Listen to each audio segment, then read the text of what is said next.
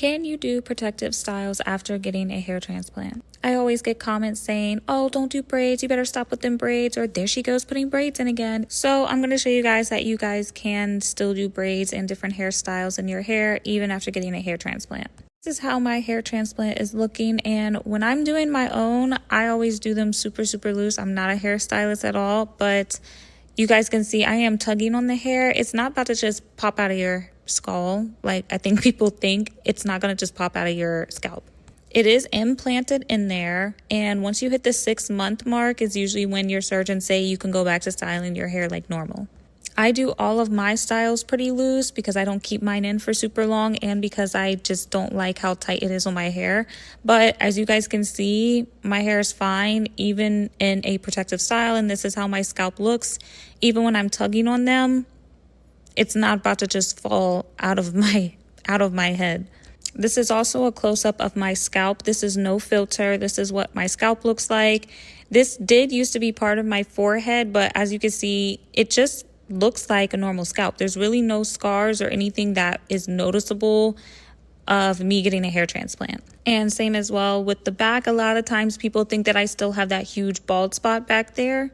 But no, my hair is grown back. There is no bald spot. And I don't want to hear nothing about them parts, y'all. I don't want to hear nothing about them. So yes, you still can do protective styles on your hair. And this is not the first time. I have gotten it professionally done here.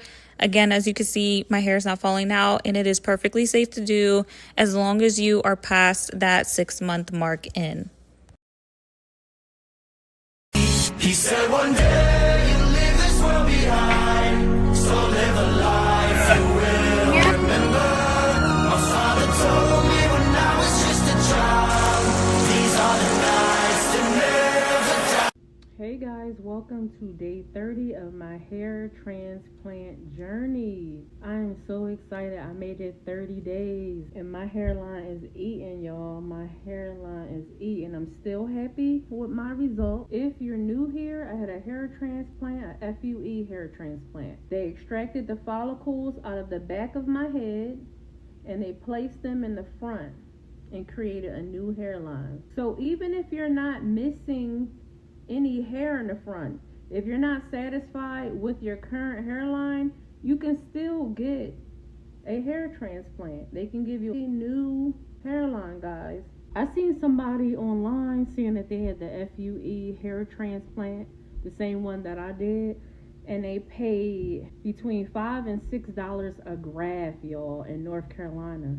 And no, that is too much money. I love a bargain, okay? I'm a bargain girly. Only pay $1 per graft, and I got the same result. 3,000 grafts. Why pay more when you don't have to? I mean, yes, I had to travel and things, but I'm still not paying 5 times as much. Y'all, they paid 5 times more than me. I'm not doing it. Have y'all seen the price of gas and the price of groceries? I am not paying 5 times more for anything. I'm sorry. It's definitely worth it to go to Turkey. So it doesn't matter, male or female. Hit me up if you have any questions. You can hit my DM. Hit the link in my bio if you are interested in getting a hair transplant. So as you can see, I'm still in that shock loss phase. My hair is still thinning out in my transplanted area, which will continue, I'm guessing, up to 2 and 3 months. But I'm fine with it. I'm cool. I know it's gonna look real nice. So as y'all can see, I have this ring around my forehead because I was wearing a wig today.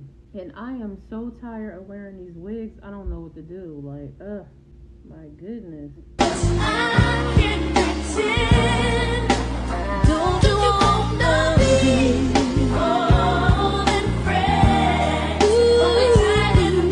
Highly annoying wearing these wigs. Left marks all on my forehead. And I don't know if I'm entering the shock loss phase early because the wigs are pulling my hair out or what. But I hope not, y'all.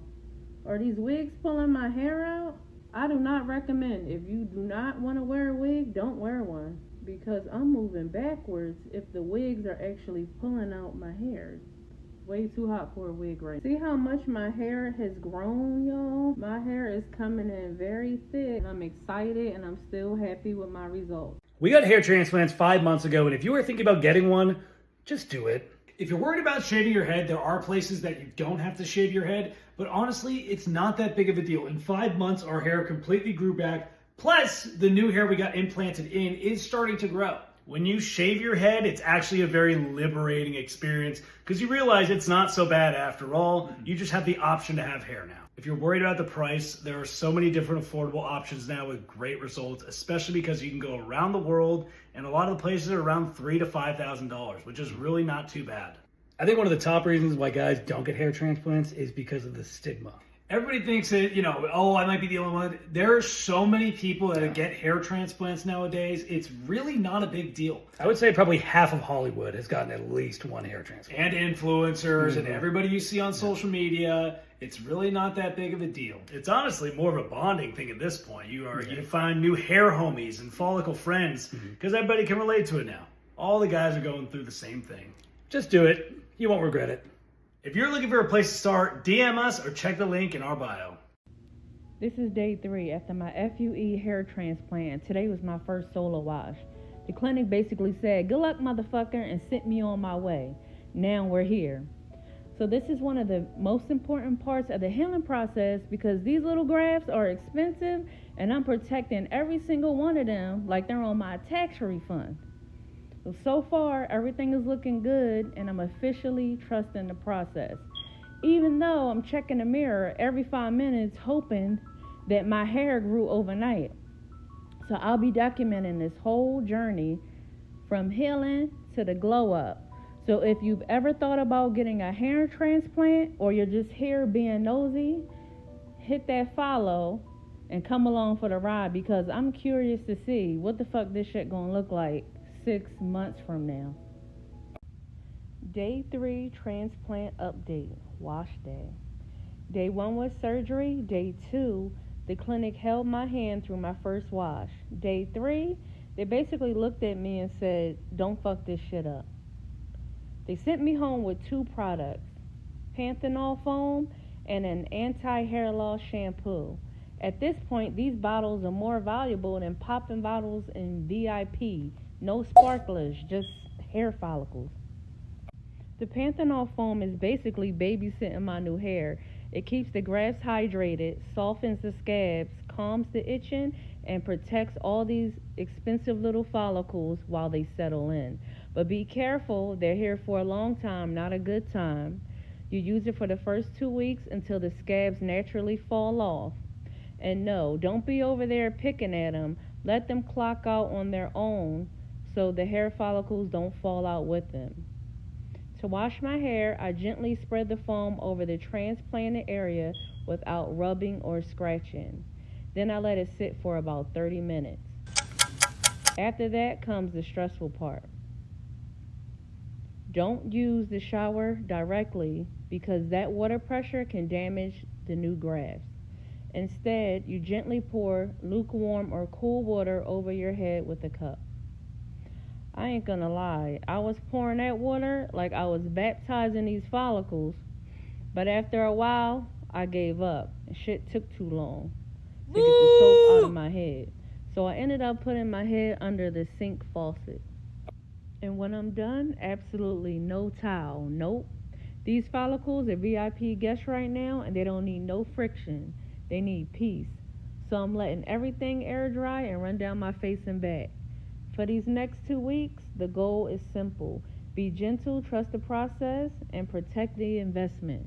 Because I didn't fly all the way to Turkey to let a shower head take me out. It's like the honeymoon stage. Let them get comfortable and settle in. Then show them your true colors. I'll be sharing this whole journey from healing to hopefully having edges. So follow along, and I'll see you later.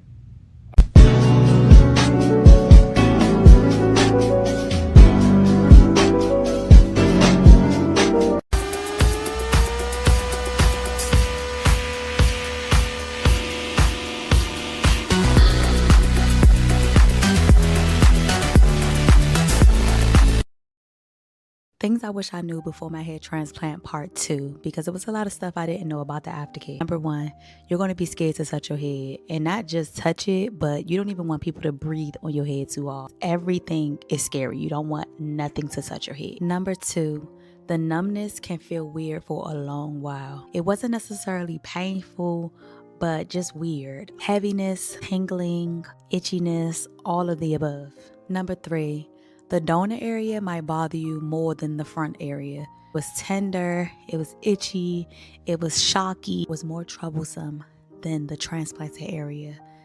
I don't know why. Number 4, you want to inspect your head way too much. Every morning, I was back in the mirror trying to see if some hair grew overnight. Don't be like me, don't do that. Number 5, shedding can mess with your hair even when you know it's coming. We hear about shock loss. We know it's coming, and then when it comes, we be like, oh no, where did the hair go that just grew right here? Where did it go? Number 6, the hair growth is not going to be even from the beginning. The donor area is going to grow first. Transplanted area is going to catch up later. One side might grow faster than the other side. Does not mean that it didn't work. It just takes some time. Just be patient, okay? Be patient. Number 7, you're going to need patience more than anything. You're going to need to borrow some patience, buy some. That's going to be the main thing you're going to need on this journey. Really nothing you can do to make 6 months go by faster. Nothing. And yes, I still have more. There will be a part 3 because it's a lot of stuff that I really did not know. And I'm just wanting to help y'all along on your journey. If you're interested in learning more about my journey, I did put a link in my bio so that you can do a free consultation. I will talk to you later. Bye.